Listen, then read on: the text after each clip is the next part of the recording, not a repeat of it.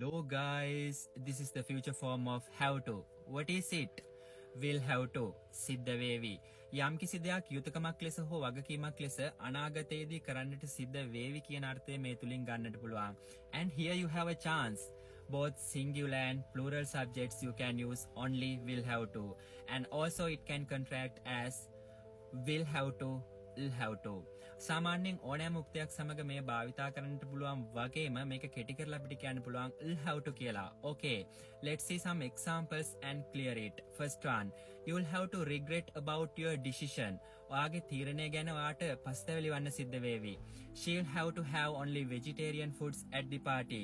ඇයට සාදයේදී නිර්මාංශාහාර පමණක් ගැනීමට සිද්ධ වේවි. My pet will have to get a vaccine tomorrow as soon as possible. මගේ සුරතලාට ඉතාමත් ඉක්මනින් එන්නතක් ගැනීමට සිද්ධ වේවි. And all the students will have to memorize the irregular verb list. සියලුම ශිෂ්‍යයන්ට අක්‍රමවත් ක්‍රියාපද ලැයිස්තුව කටපාඩම් කර ගැනීමට සිදුවේ. Like that. And try to build up your own sentences as well. Then automatically without hesitating you can improve your spoken English knowledge in a short period. So just try and practice. ඔයාලගේම sentences මේ විදිහට හදලා practice කරලා try කරලා බලන්න. අනිවාර්යයෙන්ම ගොඩ මහන්සියක් ලොකු මහන්සියක් වෙන්නේ නැතුව ඔයාලගේ spoken English හදා ගන්න පුළුවන්.